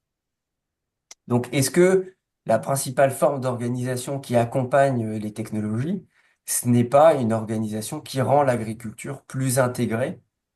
Alors, pour le meilleur, pour le pire, ça c'est une question très politique, que chacun a une réponse différente, je suppose, mais de l'agriculture envers le secteur industriel et le secteur des services. Voilà, et dernier point très précis, euh, pour voilà, vous titiller un peu quand même, si il y a plusieurs agricultures et donc plusieurs numériques, a priori, il n'y a pas une cohabitation pacifique entre les formes d'agriculture, donc on peut s'attendre à ce qu'il n'y ait pas non plus une cohabitation, une coexistence des différentes technologies associées à ces formes d'agriculture. Et comment penser les rapports de force qui existent et qui font que certaines technologies, bah, on les finance, on arrive à les imposer par des mécanismes de verrouillage sociotechnique, et puis d'autres, bah, on les finance pas, ou en fait elles restent en marge parce que on fait en sorte qu'elles ne se développent pas. Donc voilà, comment penser les rapports de force dans le déploiement de ces technologies. Ensuite, j'ai des questions plus spécifiques. Je sais pas, peut-être c'est déjà pas mal. Je réagirai plus tard sur des questions plus spécifiques pour chaque personne, non, Yuna? Oui, oui, merci en tout cas. Ça pose bien enfin, un certain nombre de points transversaux. On reviendra évidemment, hein. Et puis, bien sûr, il y a des échanges dans le chat. Merci beaucoup. Il y a beaucoup de ressources aussi qui sont partagées sur le chat. Je vous rappelle, hein, donc, on a vu cette première table ronde où notamment on a vu des témoignages d'ateliers paysans, de l'Actia et puis d'un autre collègue chercheur qui travaillait à l'époque sur les fermes verticales. Voilà, donc tout ça est un certain nombre de ressources qu'on essaie justement de partager et de discuter au sein du RMT en lien avec les projets partenaires. Je vous laisse peut-être réagir. Roland, peut-être au sens où c'est toi, en tout cas dans ce webinaire qui justement illustre ce qui se passe dans les filières céréales locales, qui était quand même un exemple d'hyper-industrialisation. Et tu as une autre façon justement, mais sans forcément renoncer à la question de l'industrie. Mais là aussi, peut-être que c'est pas forcément, il y a peut-être plusieurs types d'industries qui se jouent aussi dans ce qu'on peut construire. Oui. Précise-moi mieux la question à laquelle il faut que je réponde. Eh ben, celle que tu veux. Donc, il y avait des questions sur l'autonomie. L'autonomie, choisir ses dépendances. Donc, justement, quelles sont tes dépendances? Est-ce que tu es dépendant dans la façon dont tu construis, y compris ton infrastructure technologique? Est-ce qu'il y a des dépendances que tu refuses ou que tu Oui, admets? dépendance bancaire. Par exemple, nous avons fait le choix à partir de 2000, peut-être de vivre très modestement, mais en tout cas de ne pas concourir à l'emprunt, ni au niveau de la personne morale, les maîtres de mon moulin, ni au niveau personnel. On vit sans emprunt. Donc c'est ce que j'appelle des économies autoporteuses, c'est-à-dire qu'on ne réinvestit que ce qu'on a gagné. Voilà. Par contre, on réinvestit ce qu'on a gagné. on, voilà. Donc ça c'est. Et puis j'ai bien aimé, oui, la notion de que l'autonomie c'est choisir ses dépendances. Donc aujourd'hui c'est clair que l'on a monté un réseau que l'on a mis en place autour d'une charte. Voilà, j'avais bossé il y a déjà plus de 20 ans enfin, sur les travaux de Virginie Maris du CNRS sur le concept d'écocentrisme. Donc j'ai pas mal bossé aussi, pas mal étudié le concept de biocentrisme avec Kalina Raskin là, de la société Siejos là. Mais je suis très, très ancré, très fixé sur ce que on appelle l'écocentrisme, que moi j'ai vu avec une notion que il y a des lois que l'on peut édicter, que l'on peut mettre même à un niveau supérieur au droit constitutionnel, c'est-à-dire qu'on ne va pas y déroger. Et donc, bien sûr, sans un ostracisme total, mais on est obligé, par exemple, je ne sais pas comment on peut moissonner aujourd'hui autrement qu'avec du pétrole et des moissonneuses, ça c'est sûr. Hein. Voilà. Donc là-dessus, est-ce qu'une moissonneuse c'est low-tech ou pas? Alors, je ne sais pas si elle est low-tech parce qu'on va chercher une moissonneuse qui a 30 ans ou 40 ans, ou si au contraire on a une moissonneuse plus moderne qui consomme beaucoup moins, etc. Bon, il y a tout ça, c'est très matriciel tout ça, et c'est très très complexe en fait, et surtout dans la grande culture. Donc oui, donc aujourd'hui on a élaboré une charte complète, c'est-à-dire qu'on a baptisé 100% nature avec le mot nature écrit avec un N majuscule comme on écrit les trois devises de la République, liberté, égalité, fraternité avec des majuscules pour une question de respect absolu. Ça veut bien dire ce que ça veut dire. Et donc, on a élaboré ce que c'est qu'une semence 100% nature, un sol 100% nature, des techniques culturales 100% nature, des techniques de récolte, de tri, de conditionnement, de stockage, de panification, de mouture, bien sûr, de panification, etc. Et puis, donc, c'est la diffusabilité aujourd'hui de ce concept 100% nature qui moi, fait mon quotidien, dirais-je. Quoi, voilà. Et donc, bien sûr ça développe finalement une dépendance à une communauté. Un réseau, aujourd'hui, tout s'effondrerait si la communauté, d'un coup et d'un seul, disait, ben non, nous, on marche plus là-dedans, on arrête tout. Donc, aujourd'hui, on a formé plus d'une centaine de boulangers, restaurateurs, etc. Enfin, des gens qui utilisent des transformateurs, des pâtissiers qui utilisent ces farines dites 100% nature. Et on a on a plus d'une cinquantaine d'établissements qui sont partout sur le territoire, même en Belgique, en Suisse, etc., qui vont diffuser et travailler sur ce principe de ce cahier des charges 100% nature. Voilà. Et donc, bien sûr que ça montre une autonomie d'une communauté qui est composée de gens qui font la semence, l'agriculture. L'agriculture, elle est toujours localisée au plus près du pôle de transformation. Et pour ça, ben, il y a une station agronomique tampon qui va faire la partie récupération des premières années d'observation et de sélection de nos semences pour en faire l'acclimatation, la multiplication et puis la mise après en culture avec des paysans locaux. Et voilà, donc il y a plein de choses à dire. Et donc, je ne sais pas si ça répond un peu à la question, mais oui, je suis tout à fait d'accord que l'autonomie unipersonnelle, je ne sais pas si c'est vraiment quelque chose qui a du sens. Voilà. D'ailleurs, je parlais de Jean-Marie Pell tout à l'heure et dit que les fameuses unités de résilience, les pôles de résilience ne pourront pas se faire avec des communautés qui seraient, il avance le chiffre, le nombre de 150 personnes. Moi, je ne crois pas trop aux gens qui se mettent reclus au fin fond des montagnes pour développer une autonomie strictement personnelle. Il y a quelque chose là-dedans qui me dérange, même ne serait-ce qu'au regard de la pyramide sociale et du contrat social et de la difficulté qui est aujourd'hui la situation dans laquelle nous sommes et qui, à mon avis, ne va pas se résoudre par un coup de baguette magique parce que on en parle peu, mais l'ONU dit qu'on va vers une, qu'on attend environ 500 millions de migrants climatiques dans les 20 ans qui arrivent. Donc, autrement dit, ce qui est le social aujourd'hui en France, le social représente une part du PIB qui est quand même assez colossale, quoi. Hein. On dit que c'est 850 milliards aujourd'hui le social en France et que ça représente 32% du PIB. Et donc, c'est pour ça que je crois aussi à la notion d'entreprise parce que il faut faire cracher le mérinos parce que je crois qu'il n'y a pas d'autre solution et que maintenant, si on veut préserver notre caractéristique humaniste, d'être vraiment des humains, il faut qu'on participe à cette chaîne-là économique et de payer les cotisations sociales, les impôts, les contributions publiques, tout ça et tout, pour que la chose fonctionne, parce que je ne crois pas qu'on va vers un allègement de tout ça. Hein, vous entendez parler, nous entendons parler tous les jours de cette dette absolument effroyable et pour moi les vrais problèmes ne sont pas abordés, mais c'est surtout qu'il faut se mettre en position si on veut faire du vertueux et que le vertueux puisse démontrer qu'il peut prendre la place et qu'il peut petit à petit grignoter des parts de marché, parce que c'est ça la vraie question, c'est grignoter des parts de marché à l'industrie mortifère. Alors, n'y allons pas par quatre chemins pour dire les choses. Et je crois que le vrai enjeu, il est là, et que cet enjeu-là, nous ne pourrons l'atteindre qu'avec justement une forme de coercition. Peut-être là, sommes-nous en train de justement mettre en œuvre des actes, des réflexions, des principes qui peuvent guider demain des décisions, des choix, des actes, et qui ont une forme de coercition, qui est un mot positif pour moi de la langue française, parce qu'il est incontournable aujourd'hui. Voilà.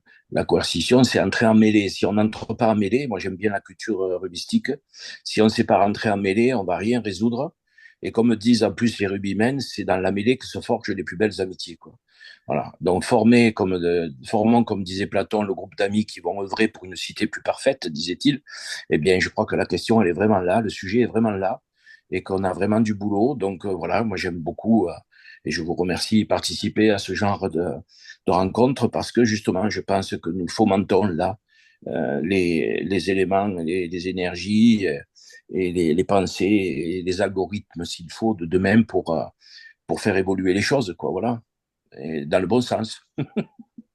Et corriger va. Merci. Merci Roland, on voit que en effet, quand on tire le fil, c'est l'autonomie, mais comme l'a dit Théo, c'est aussi une question politique ou en tout cas Ah une oui, bien sûr, vision du monde. tout à Euh, fait. et Véronique, on va revenir très concrètement à cette question d'autonomie. En fait, vos machines, est-ce qu'elles ne sont pas fabriquées avec des matériaux de Chine, Bah si, des comme matériaux beaucoup de rares, choses. voilà, sur lesquels on n'a Voilà. aucun contrôle, aucune maîtrise et qui nous rendent finalement très peu résilients? Donc, Alors, la résilience, bon, alors, c'est vrai, moi aussi, j'ai bien apprécié, Théo, ta phrase. Tu me diras si c'est toi qui l'as inventé ou d'autres. Sur l'autonomie, c'est le choix de ses dépendances. Alors, oui, aujourd'hui, tels que ces systèmes sont conçus, effectivement, on va avoir besoin de composants électroniques qui viennent majoritairement de Chine. Bon.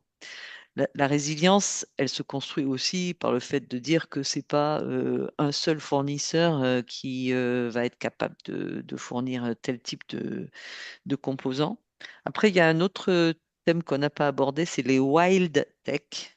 Donc les wild tech, c'est la cannibalisation et la reconstruction en fait à partir de technologies qui vont être des déchets technologiques. Et donc c'est voilà. Alors c'est pas ça qu'on fait, hein, voilà.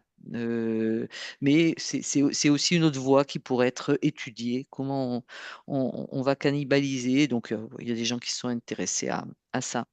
Alors. Je veux revenir sur le fait, et puis Théo, il a dit aussi, est-ce qu'on n'aura pas des rapports de force de la même manière que l'on a aujourd'hui entre deux types d'agriculture qui sont peu réconciliables, voire irréconciliables, et est-ce qu'on n'aura pas la même chose au niveau de ces choix technologiques? Et donc hier, on était en Assemblée générale Occitano, mais il y a des choses intéressantes qui ont été dites là-dessus. C'était que la low-tech, peut-être que pour certains agriculteurs, ça sera un premier pas vers autre chose parce que c'est en demandant aux agriculteurs de construire leur propre technologie numérique, hein, on va aussi leur demander quelque part d'acquérir des compétences nouvelles. Et les agriculteurs, ils sont multicompétents, ils ont déjà beaucoup, beaucoup de choses à faire. Donc, il y en aura peut-être certains qui feront ça pendant un temps et puis après qui auront eu suffisamment confiance dans l'apport de cette technologie. Par exemple, une sonde, je reviens sur la sonde d'humidité, pour une fois ils auront bien utilisé ces sondes low-tech, se dire peut-être les prochaines, je vais acheter des sondes high-tech parce que j'ai confiance dans cette technologie, ça m'apporte suffisamment pour que j'investisse. Et quitte à se mettre une situation un petit peu plus de dépendance par rapport aux fournisseurs. Et là, le point vraiment qui est important, c'est la question de la maintenance. En fait, je pense que sur Théo, sur ce que tu as vu sur les robots, alors les robots traitent, c'est le point culminant de cette question de maintenance parce qu'effectivement, quand le robot tombe en panne, c'est quoi le plan B? Bon, quand une sonde d'humidité tombe en panne, c'est peut-être un petit peu moins grave quand même, quoi. Voilà. Donc la réparabilité, je crois que c'est quelque chose d'extrêmement important. Et il me semble que nos collègues à INRAE, là, qui sont dans l'association Robagri, donc qui est une association de chercheurs et de constructeurs de robots, il me semble qu'ils s'intéressent aussi à cette question de comment rendre les robots plus réparables, plus facilement réparables qu'ils ne le sont aujourd'hui. Voilà. Mais c'est vrai que dès qu'on va avoir de l'électronique, on va être dépendant des filières qui les produisent, quoi. Après, à nouveau, c'est vrai pour beaucoup, beaucoup de choses dans notre monde actuel. Voilà. Mm. Merci Véronique. Avant peut-être de passer, enfin de revenir un peu sur les questions, les contributions des participants et notamment Emilien Bourdigal, sans vous mettre en difficulté, hein, mais je vois que vous fournissez beaucoup de choses. C'est cette définition de système alimentaire low-tech, donc si vous avez envie de prendre la parole et puis aussi de pouvoir témoigner. Mais on a aussi la Grange des Roues qui est là. Enfin voilà, donc tout est ouvert évidemment, mais je voulais juste quand même que Manon Clouchard revienne un peu là-dessus. Théo a aussi dit que l'innovation, enfin derrière le low-tech, c'est aussi le refus, le dépassement d'un modèle diffusionniste de l'innovation avec ceux qui conçoivent et ceux qui appliquent. Voilà, comment justement ça peut être aussi partagé par la Banque des Territoires. Alors peut-être au-delà de ce programme des démonstrateurs, mais est-ce que le programme des démonstrateurs qui vient du bas, enfin en tout cas est marginal ou pas? Comment ça se passe du point de vue des institutions et du financement des transitions par l'État? Est-ce qu'on en a fini avec ce modèle diffusionniste de l'innovation ou pas du tout? Merci Yona. Alors, ce que je peux vous dire par rapport à, effectivement, côté démonstrateur, côté Banque des Territoires, c'est que le programme est volontairement suffisamment ouvert pour voir ce qui va émerger sur les territoires et donc pour faire remonter des territoires le type d'innovation attendue. Nous, on est plus dans une posture de recul et d'observation, puisque il y a d'autres programmes France 2030 qui sont effectivement très dirigés, très restreints. Là, le programme est quand même suffisamment ouvert pour intégrer la plus grande représentativité de projets de territoires différents. On en est encore au début du programme, donc c'est difficile de voir vraiment ce dont les territoires vont, ce qui va rester sur les territoires à la fin des différents projets. Ce que je peux vous dire, c'est qu'il y a un volet réplicabilité de l'innovation qui est intégré dans le programme de démonstrateur. Donc ça veut dire que on encourage vraiment les porteurs de projets à réfléchir dès le départ à tout ce que les autres intervenants ont précisé sur comment est-ce que d'un point de vue technique, économique, du point de vue aussi de la spécificité de mon territoire, comment est-ce que je m'assure qu'il y a d'autres territoires qui pourront ensuite réutiliser l'innovation qui a été déployée, comment est-ce que je m'assure qu'ils pourront en bénéficier pour que ça ne serve pas uniquement à mon territoire, étant donné que c'est un certain montant d'argent public effectivement qui est investi sur ces projets de démonstrateurs. L'idée, c'est que ça puisse bénéficier à un plus grand nombre de territoires. Sur le programme des démonstrateurs dans un cadre plus large, là, les démonstrateurs, c'est déjà la continuité du programme du territoire d'innovation grande ambition. Enfin, l'idée, c'était vraiment de le construire sur un modèle un peu similaire, mais spécifiquement agriculture et alimentation, avec des montants conséquents. Là, on a un programme de 140 millions avec jusqu'à 10 millions d'euros qui est versé en subvention par projet. Donc, ce sont des montants importants. C'est un choix politique fort qui est fait de permettre à ces innovations, y compris low-tech, d'émerger sur les territoires. Sur la suite qui sera donnée à ce programme, à date, on n'a aucune information si effectivement ce sera on n'a pas d'informations, en tout cas dans le sens d'une rallonge de financement sur ce programme-là, et on n'a pas non plus d'informations sur un éventuel autre programme qui pourrait émerger. Ok, merci. N'hésitez pas, hein, parmi les participants, on est encore assez nombreux et on est vraiment content que vous soyez là. Il y a plein de choses qui s'échangent, donc n'hésitez pas à demander la parole aussi pour présenter une initiative, un témoignage, ou faire un commentaire, une critique. Je voudrais revenir sur juste un point parce qu'on fait le lien avec notre journée technique de la semaine dernière où il y avait beaucoup d'agriculteurs, mais aussi des boulangers, des citoyens, des chercheurs également. Donc, on a parlé justement et ça a été mis en avant, je crois par Théo, mais sur cette question de la technologie viendrait finalement aussi aider par rapport à des travaux pénibles, un travail pénible, que ce soit en agriculture ou dans la transformation ou d'autres tâches du système alimentaire. Est-ce qu'il y a et donc d'où les exosquelettes, du numérique, enfin des choses comme ça, et on avait à juste titre, hein, aussi des commentaires d'ateliers paysans, mais en fait le problème c'est voilà, la technologie finalement vient améliorer, mais pas transformer au sens où il faudrait que le travail devienne moins pénible, sans doute en installant davantage d'agriculteurs, sans doute en partageant davantage les outils de transformation. Donc, je voudrais juste un tout petit point, Véronique, sur ce point-là, au sens où est-ce qu'on n'est pas là sur un technosolutionnisme encore? Et finalement, enfin, tu mets en avant la transformation. Euh, est-ce qu'il y a des moments où justement vous dites non, la solution, elle n'est pas technologique. Et on va aussi penser autrement, en étant plus nombreux. Voilà. Donc, comment on gère aussi cette transformation? Voilà. Ça nous intéresse, y compris d'avoir un position, de voir comment, parmi les chercheurs, il peut y avoir aussi cette intégration-là de comment on transforme, comment on se pose des questions sur la transformation. Alors, en fait, on est, comment dire, on est souvent pris dans cette sphère parce que tu dis en étant plus nombreux.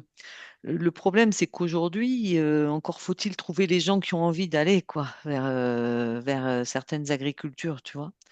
C'est ça la difficulté. Et aujourd'hui, être plus nombreux pour désherber, par exemple, c'est peut-être compliqué. Tu vois, ça va dépendre de la tâche, de la valeur ajoutée de la personne.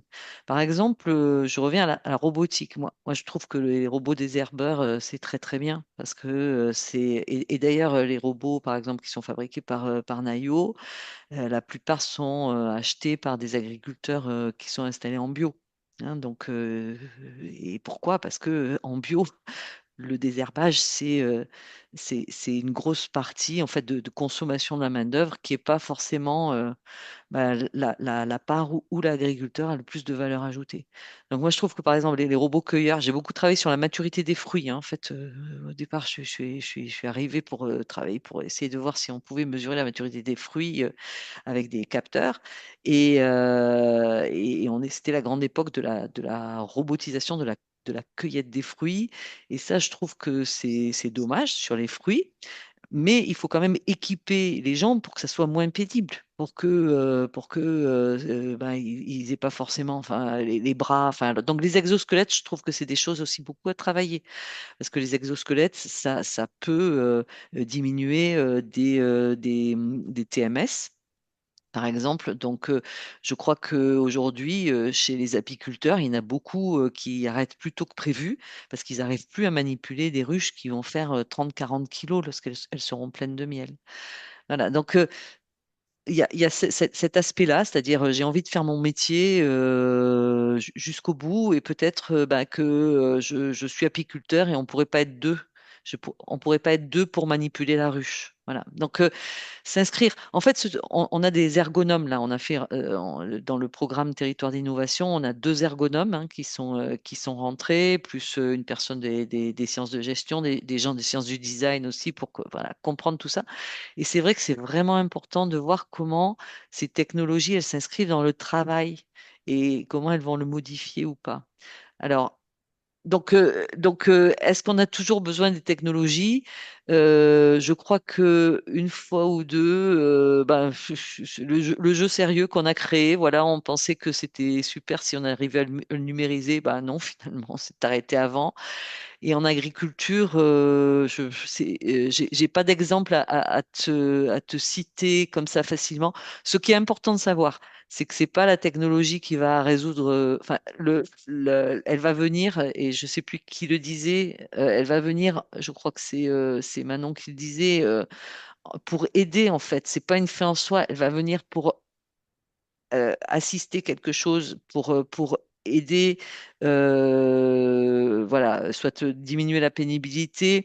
Sur les robots de traite, enfin, Théo, il est mieux placé que moi pour en parler, mais moi j'ai vu des femmes qui me disaient si j'avais pas eu le robot de traite, je ne reprenais pas la ferme laitière de mon père parce que c'était pas possible de m'organiser. Donc oui, peut-être que s'il y avait eu une main-d'œuvre familiale présente, elle aurait pu reprendre la ferme de son père, mais dans son organisation, en fait, elle n'y arrivait pas. Donc, et après, quand même, sur des aspects d'observation, nous, à INRAE, on travaille aussi pour essayer de, par exemple, de détecter des risques de maladie, détecter les risques avant même qu'un observateur humain puisse le faire. Donc là, il faudra passer par des technologies enfin, numériques par exemple. Voilà. Donc, il y a des choses sur lesquelles on va essayer oui, plus précoce en fait que la détection humaine, ou de toute façon, on arrivera à couvrir des surfaces plus grandes. Enfin, on va pouvoir faire de l'observation 24-24, enfin pas 24-24 si c'est avec le soleil, quoi. Mais voilà. Donc ça, c'est des points sur lesquels ben, je pense qu'il faut que point par point, on regarde les domaines dans lesquels la technologie, elle fait différemment et plus et plus tôt, ou on regarde dans des longueurs d'onde qui sont pas de l'ordre du visible. Donc, on va détecter des choses que l'œil humain ne peut pas détecter, par exemple.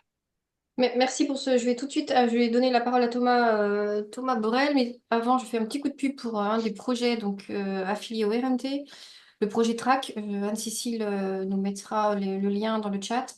Donc un projet sur le travail en circuit court et qui a notamment justement accompagné ou regardé un certain nombre de fermes en problématisant finalement le travail dans les fermes et en pensant aussi finalement des aménagements ergonomiques avant d'être des aménagements technologiques. La technologie venant simplement quand finalement il n'y a pas aussi, enfin, en questionnant d'abord hein, l'organisation du travail. Donc, beaucoup de ressources dans ce projet TRAC coordonné par l'IDEL et que vous trouverez sur le site du RMT. Thomas Borel, je vous remercie peut-être de vous présenter en deux petits mots, comme ça permet justement de... Bonjour, vous m'entendez? Oui, Oui, merci de me donner la parole. Thomas Borel, directeur adjoint de l'atelier paysan. C'est pas moi qui intervenais dans le webinaire précédent, c'était ma collègue qui suit le projet là sur notre antenne à Féline. Moi, je suis basé au niveau du siège en Isère. Et oui, je souhaitais réagir un petit peu au débat. J'avais levé la main juste avant que vous évoquiez le technosolutionnisme, Yuna, mais c'était notamment un des aspects sur pardon. lesquels je voulais revenir.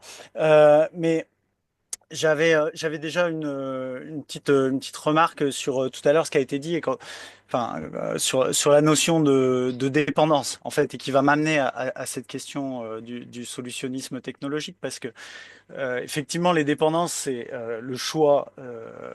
choisir nos dépendances pour l'autonomie. Je rejoins tout à fait ce qu'a dit Théo Martin là-dessus et je vois que la formule a séduit tout le monde. Ceci dit, nous, dans l'approche qu'on peut avoir au niveau de l'atelier paysan, dans les technologies, on parle même pas de low-tech à notre niveau en réalité. C'est pas un étendard qu'on brandit. Nous, on parle de technologie appropriée. Et le terme, on l'a utilisé avant même finalement de voir le lien avec Small is Beautiful de Schumpeter sur les technologies appropriées. Mais approprié au sens avec une appropriation, enfin c'est approprié au modèle agronomique et il y a une appropriation par les paysans et paysannes et qui savent finalement les entretenir, les réparer, les faire évoluer. Et donc la notion de dépendance, elle se situe aussi à ce niveau-là. Elle a des implications en termes de coûts. Mais elle a des implications aussi en termes du rapport aux besoins. Et je pense que c'est quelque chose qui manque un petit peu là dans la discussion et dont on peut avoir besoin, enfin, qui peut peut-être nourrir les réflexions. C'est un moment de se dire, si demain je n'ai plus accès à ça, est-ce que je peux encore produire? Comment demain je vais maintenir mon système de production si d'un coup tel outil n'est plus disponible? Si je ne suis ou alors est-ce que je suis en capacité de le réparer? Est-ce que je suis en capacité de l'adapter, de le bidouiller, la bidouille paysanne, qui est un terme qui peut paraître un petit peu caricatural, mais en réalité qui a un sens, c'est la capacité à maintenir son système de production quand on fait face à un problème technique, économique, et donc qui permet une forme de résilience de son système de production. Et dans les débats sur le fait d'apporter du high-tech, de mélanger, de faire du high-low-tech, qui est un terme qui m'interpelle beaucoup, évidemment, c'est quelque chose qui pour nous, questionne. Et j'arrive à la question du solutionnisme technologique, c'est aussi dans cette notion de besoin, c'est que quand on fait face à un problème d'ordre ergonomique, d'ordre donc le poids des ruches, le problème de la traite d'un troupeau avec l'astreinte évidemment que représente la traite 2 fois par jour quand on a un nombre important de vaches, etc. Il y a toujours cette tentation d'aller vers une solution technologique qui va alléger la pénibilité, nous dit-on, parce que ça peut se questionner par des transferts de pénibilité, de stress, la thèse de Théo Martin, d'ailleurs, évoque ces aspects-là. Mais en fait, où on n'interroge pas les caractéristiques économiques, sociales de la filière qui mènent à avoir ce problème-là. Et en fait, qui arrive à éluder une question qui est pourtant centrale en agriculture, qui est la question du revenu de l'activité paysanne.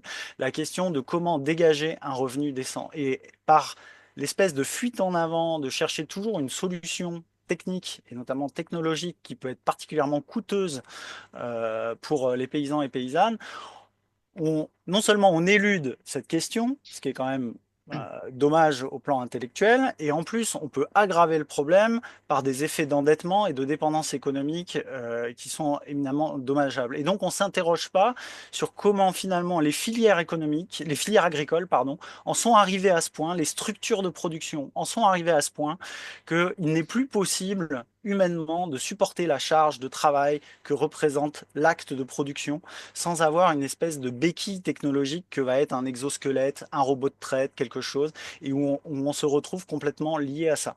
Et que des acteurs individuellement puissent se tourner vers ça en quête d'une solution, c'est complètement compréhensible. Que des politiques publiques et que des travaux de recherche aillent dans ce sens-là, c'est quelque chose pour le coup que nous contestons fortement. Et je termine sur un aspect, parce que je ne voudrais pas être trop long, mais euh, c'est la notion finalement aussi de cohabitation et qui transparaît un petit peu là dans les discussions de ce matin et dans les financements par exemple de la Banque des territoires, hein, mais c'est parce qu'il y a eu l'intervention, mais en réalité c'est pas du tout le seul acteur à faire ça. C'est des financements pour du high-tech, plutôt des financements massifs en général, hein, le triptyque robotique, numérique, génétique, et puis quelques financements, plutôt des miettes en général, pour les petites alternatives sympathiques comme l'atelier paysan. On retrouve ça au niveau du CASDAR, on retrouve ça sur plein de financements publics et dans la recherche, on le voit très très bien. Et l'idée qui est derrière, c'est finalement que tout ça pourrait cohabiter. Or, nous disons, nous, et nous l'assumons, que cette cohabitation ne nous paraît pas souhaitable parce que il y a un mode de production qui continue à dévaster à la fois l'environnement avec des impacts extractifs en amont pour fabriquer ces technologies. Parce que Véronique, tout à l'heure, vous avez dit, oh, on a fait le bilan et finalement, sur les aspects négatifs, il n'y a pas grand-chose. Vous nous avez fait un petit teasing là, d'études à venir, en fait, d'analyse de cycle de vie qui élude complètement la partie amont et l'extractivisme Non, que non, ça non. représente le devenir des déchets Non, non, non, non, c'est derrière. compris dans la CV. C'est marrant parce que les travaux pour l'instant qu'on voit paraître n'évoquent pas à chaque fois, c'est pas finalement on sait pas trop, donc ça on va le sortir de l'hypothèse.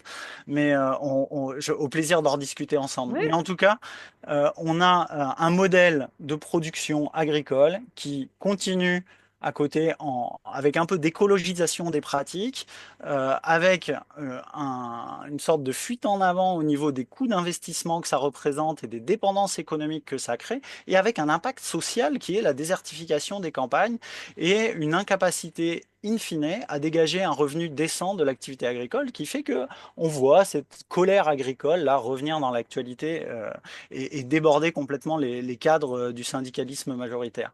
Donc on a besoin, je pense, de se questionner sur le fait que des technologies qu'on promeut comme apportant une béquille, une solution ponctuelle à l'échelle de l'acteur individuel, ne peuvent pas, à l'échelle collective, amener à maintenir des systèmes de production résilients, efficaces écologiquement, c'est-à-dire capables de ne pas déglinguer la planète ici, mais aussi à l'autre bout de la planète, et quelque part capable de produire une alimentation de qualité. Donc nous, à l'atelier paysan, on ne cherche pas à concilier les deux, très clairement. Nous assumons d'avoir des producteurs et des productrices, des paysans et paysannes, qui cherchent à avoir des technologies appropriées par eux et pour pouvoir produire mais sans être quelque part en marge d'un système dominant qui, lui, va continuer. Et donc, j'appelle un peu les acteurs publics aussi à se questionner sur le fait de chercher à faire cohabiter deux modèles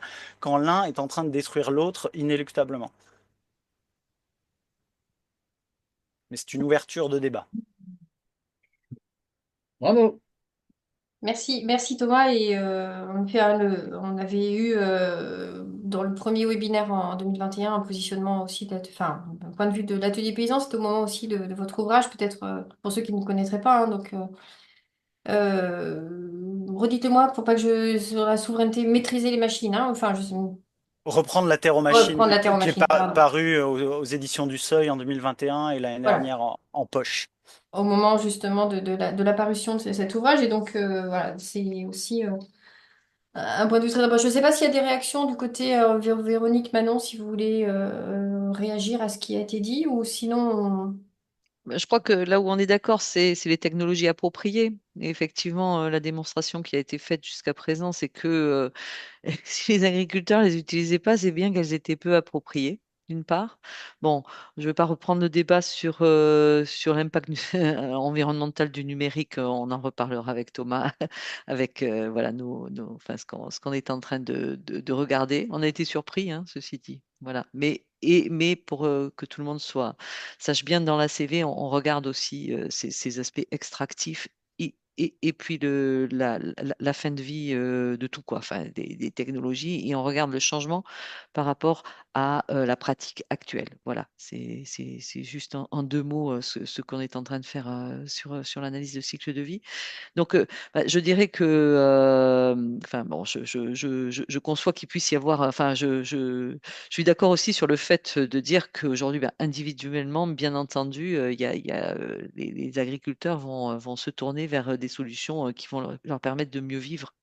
Et une fois de plus, en plus, bon, d'autres exemples qu'on est en train de vivre dans Occitanum, par exemple, une éleveuse de Roquefort qui a installé des compteurs à lait. Les compteurs à lait, ça lui permet de moins gaspiller de concentré. On ne peut pas dire que les éleveurs de moutons de notre COS, ça soit des gens qui soient très, très tournés, même s'ils travaillent avec Roquefort, Lactalis, etc. Ils vendent leur lait. Bon, ça lui permet d'économiser de l'argent, d'économiser du concentré. Et il y a aussi un autre effet qui est assez intéressant, c'est que finalement, les brebis, quand elles donnaient la même dose à toutes les brebis, même celles qui produisaient peu, eh bien, les brebis, finalement, qui produisaient peu, elles engraissaient et elles vivaient moins longtemps, vous voyez. Donc, comme ça, elles préservent aussi la vie des brebis un peu plus longtemps. Donc, avoir de l'information, et peut-être qu'on met dans le sac toutes les technologies, avoir de l'information sur ce qu'on est en train de faire, qui est une information qui est peut-être difficile à collecter avec des méthodes. Alors, on pourrait dire un compteur à lait, on pourrait le mettre dans un seau et puis regarder ce qui sort. Oui, ok, on peut avoir ce genre de choses. Moi, je pense que l'information, c'est aussi ce qui va nous permettre de progresser en fait dans nos pratiques. Après, revoir le grand débat sur l'agriculture, je, c'est sans doute, pour moi, c'est un débat et c'est pas forcément celui d'aujourd'hui, voilà. Mais ça peut être débattu aussi. Oui, peut-être. Manon, peut-être une petite réaction? Oui.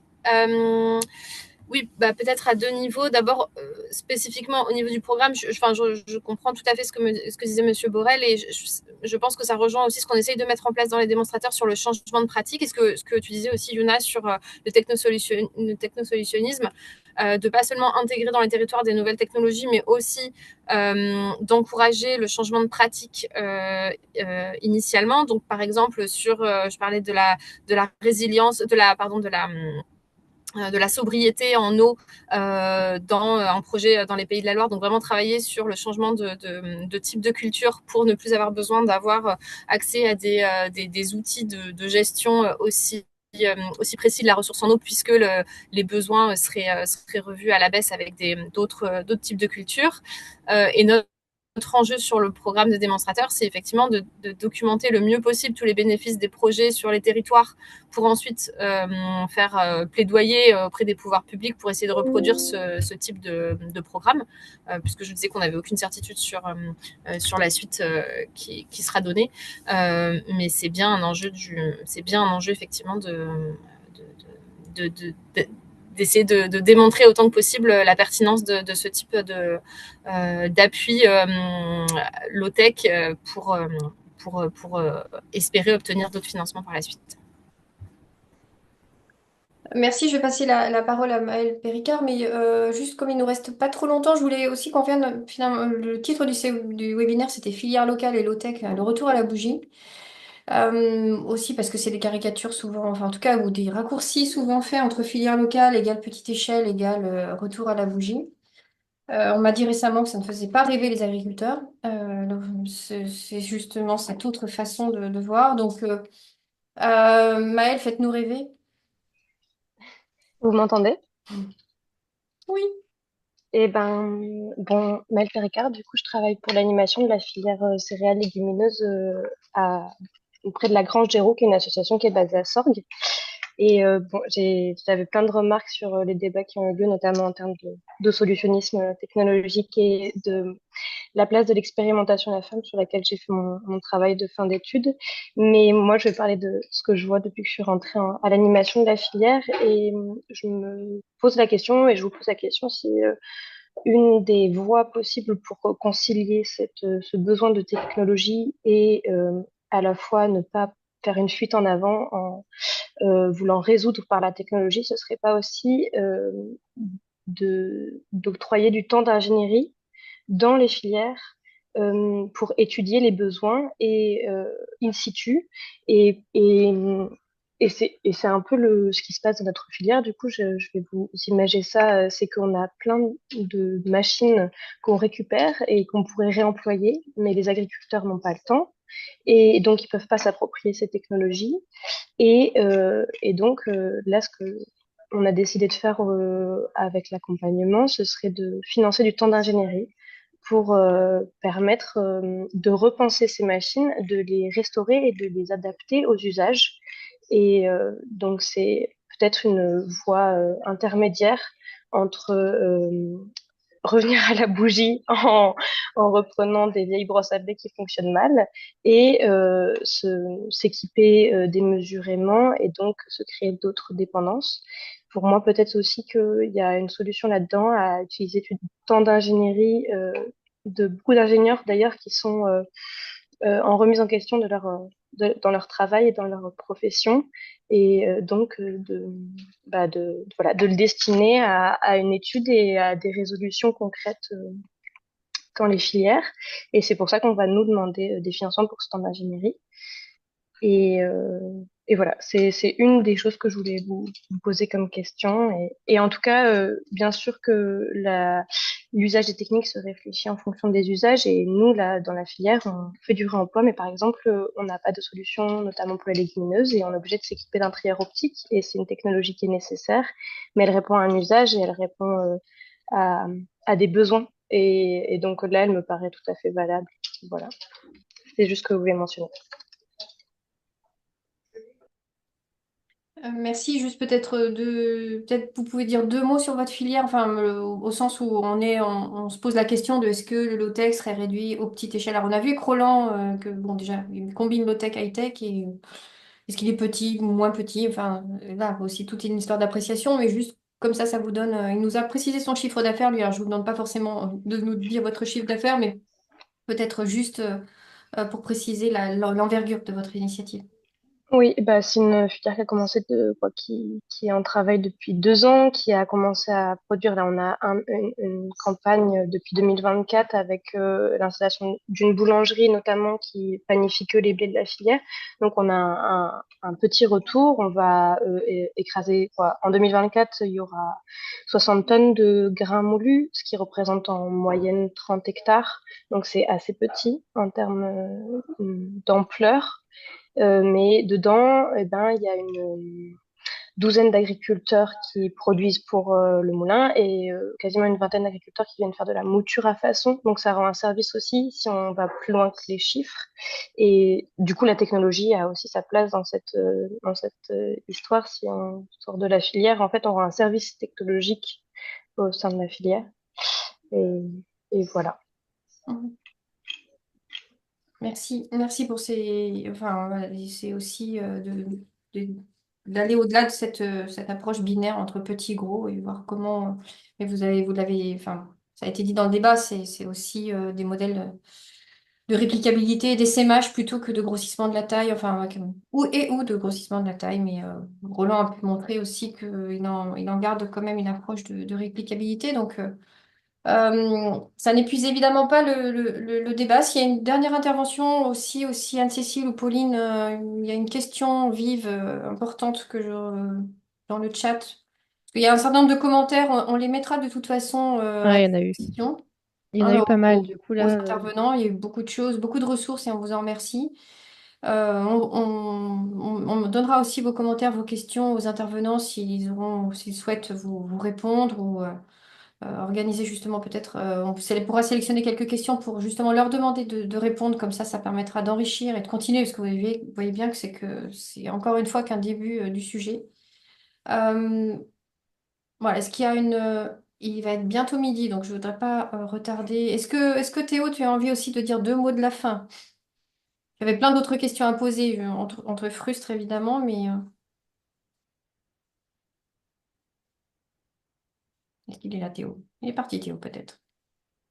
Bon, on l'excuse, il m'avait prévenu qu'il devait aussi partir à midi. Euh, voilà, est-ce qu'il y a un autre petit dernier point qui... J'ai pas l'impression, du coup. Ok, bah écoutez, on finit à l'heure. Merci encore nos trois intervenants. Donc ça a permis vraiment d'enrichir les débats. On voit que le monde est complexe, mais en effet, on pourra revenir hein, sur ces questions de. C'est un sujet important, cette coexistence ou cohabitation. Je pense qu'au niveau du RMT, on pourra aussi revenir sur ce sujet à un moment. Donc, on vous invite à suivre les actualités à la fois de céréales locales et puis du RMT Alimentation Locale. Vous trouverez toutes les ressources, les webinaires en replay, ceux que vous avez loupés, ceux que vous allez louper. Ils seront tous là. Et d'ailleurs, peut-être juste un petit mot pour le webinaire de cet après-midi. Une petite pub aussi en lien avec le RMT. Pauline ou Anne-Cécile. Je sais pas si Anne-Cécile est là. Moi, j'ai pas fait la com de ce Ok, bon, webinaire-là. c'est Oui, oui, désolée, non, le temps pardon. que je On récupère prend mon dépourvu. bouton de micro. Oui, donc cet après-midi à 13h30, hein, donc ça laisse une petite pause pour déjeuner, mais une pause quand même. On aura un webinaire en partenariat avec le groupe numérique du RMT Alimentation Locale et le Data Food Consortium, un webinaire qui s'intitule Faciliter l'optimisation logistique des circuits courts grâce à l'interopérabilité. Et vous Donc on pouvez a mettre le lien? Mhm. J'ai pas vu le lien du webinaire Ouais. oui, hop, dans le chat. On reste un peu dans le sujet quand même. Bah ouais. voilà. Et donc, on a déjà proposé différents webinaires du RMT Alimentation Locale avec le Data Food Consortium. Donc, vous retrouverez aussi sur notre chaîne YouTube les différents replays dans la rubrique groupe numérique. Voilà. Merci beaucoup, merci à tous, merci aux partenaires du projet Céréales Local. Merci, voilà, vraiment un grand merci aux intervenants, trois intervenants et aux discutants Théo qui dû partir, mais vraiment, je pense que c'était intéressant de faire ce lien. On vous donne rendez-vous, bah, nos prochains rendez-vous, et puis bon appétit. Merci encore.